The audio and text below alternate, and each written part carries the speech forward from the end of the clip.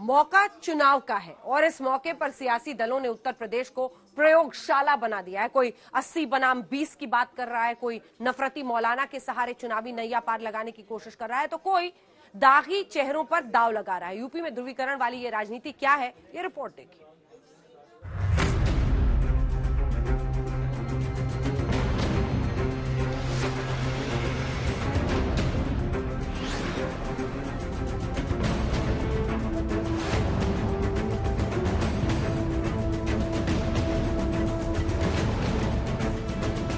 दो 2017 और 2019 के चुनाव में बीजेपी के लिए सबसे उपजाऊ सियासी जमीन पश्चिमी उत्तर प्रदेश ही साबित हुई। दोनों चुनाव में ऐतिहासिक जीत हासिल हुई। इस जीत के पीछे जो मुद्दा आधार बना वो मुजफ्फरनगर दंगा और कैराना में हिंदुओं का पलायन रहा।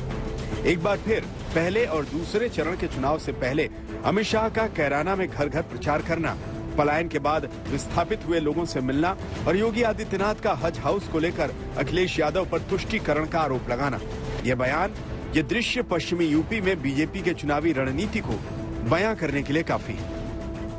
कैराना है जहां पहले से लोग पलायन कर रहे। आज मैं जब राउंड लेने निकला, उन्होंने कहा मोदी जी की कृपा हो गई, भाजपा की सरकार बनी, योगी जी ने कानून और व्यवस्था को सुधारा है, हमें पलायन करने वाले पलायन कर गए। ये जो आत्मविश्वास उत्तर प्रदेश की जनता में मैं देख रहा हूं, मुझे लगता है कि आने वाले दिनों में उत्तर प्रदेश भारत का सबसे विकसित राज्य बनने जा रहा है। कैराना में घर घर प्रचार के जरिए बीजेपी ने पलायन का मुद्दा उठाया तो अखिलेश ने पलटवार किया। पूछा, उत्तराखंड के पलायन पर बीजेपी क्यों चुप्पी साध लेती है?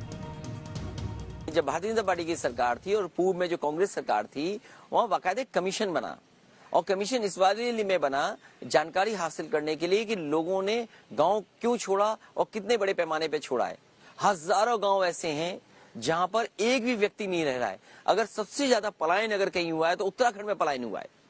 मुझे ये बताएं, भारतीय जनता पार्टी के लोग उत्तराखंड के पलायन के बारे में क्यों नहीं बोल रहे हैं? यहाँ आपको ये समझना है कि 2013 मुजफ्फरनगर दंगा और कैराना में हिंदुओं का पलायन, यही वो दो मुद्दे हैं जिसने पश्चिमी यूपी यानी जाटलैंड के सियासी समीकरण को बदल दिया। सबसे पहले दोनों मुद्दों के बारे में बताते हैं। मुद्दा नंबर 1, मुजफ्फरनगर दंगा। 2013 में छेड़खानी पर शुरू हुआ दो समुदायों के बीच विवाद दंगों में बदल गया। इस हिंसा और दंगे में कई लोगों की जान गई। मुद्दा नंबर 2, कैराना पलायन। 2016 कैराना में कई हिंदू परिवारों ने अपने घरों के बाहर लिख दिया था, ये घर बिकाऊ है। उस वक्त कैराना से तत्कालीन सांसद हुकुम सिंह ने हिंदुओं के पलायन का आरोप लगाया था। आरोप यही है कि कुछ माफियाओं के दम पर हिंदुओं को कैराना से पलायन के लिए मजबूर किया गया। ये दो मुद्दे पश्चिमी यूपी के चुनाव में हावी नजर आते हैं। यही वजह है कि नाहिद हसन के टिकट पर सियासी बवाल थमने का नाम नहीं ले रहा। कैराना पलायन का काउंटर अखिलेश यादव उत्तराखंड के गांव में हुए पलायन से कर रहे हैं। हालांकि बीजेपी कैराना पर सिर्फ पलायन को लेकर हमलावर नहीं है, बल्कि नाहिद हसन को लेकर भी अखिलेश को घेर रही। कैराना में हिंदू व्यापारियों के पलायन के लिए जिम्मेदार लोगों को टिकट देना, मुजफ्फरनगर के दंगाइयों को टिकट देना, बुलंदशहर और अन्य लोनी में हिस्ट्री सीटर को, पेशेवर हिस्ट्री सीटर को और अपराधियों को टिकट देना, ये समाजवादी पार्टी और गठबंधन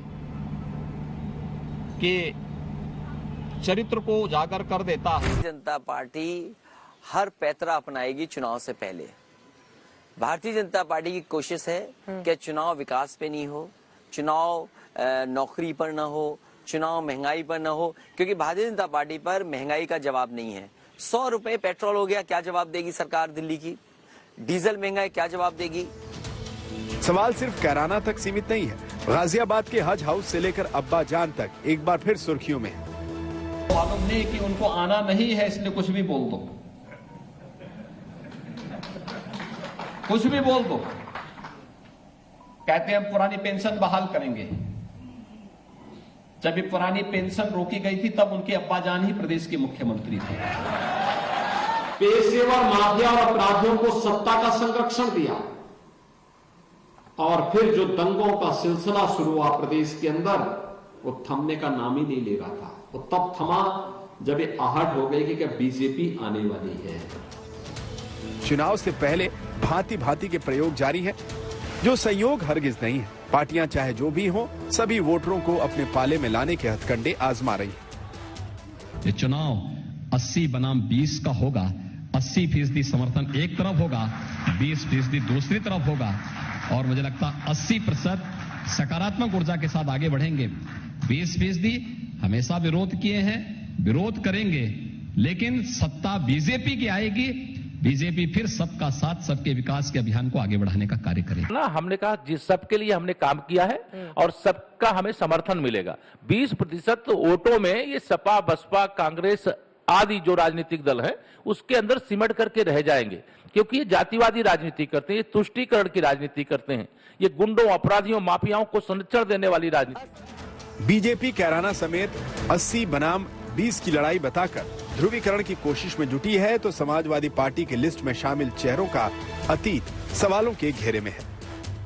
के जितने भी गांव के हैं जो यहाँ कैराना सामान लेते हैं, ये मेरी हाथ जोड़ कर आपसे अपील है, इन भाजपा के जितने भी लोग जो यहाँ बाजार में हैं, इनसे सामान लेना बंद कर दो। 10 दिन, 1 महीना, चाहे झिंझाने से जाके ले लो, चाहे पानीपत से जाकर ले लो, लेकिन अपने इन भाइयों के लिए जो उजाड़ दिए, इनके लिए जो है, और हमारे लिए, सबके लिए, हम सबकी बेहतराई इसी में ही है। थोड़े दिन का कष्ट उठा। तो नफरती मौलाना का समर्थन लेकर कांग्रेस भी ऐसे ही आरोप में घिर चुकी है। मुझे उस वक्त से डर लगता है जिस दिन मेरा ये नौजवान कानून अपने हाथ में ले लेगा। हाँ, वीडियो हो गई कंप्लीट। जिस दिन ये नौजवान बेकाबू हो गया और कानून अपने हाथ में लेने पर मजबूर हो गया, तो तुम्हें हिंदुस्तान में कहीं पनाह नहीं मिलेगी। यानी इस हमाम में सभी पार्टियां एक जैसी नजर आ रही, कोई थोड़ा ज्यादा, कोई थोड़ा कम। आज तक ब्यूरो।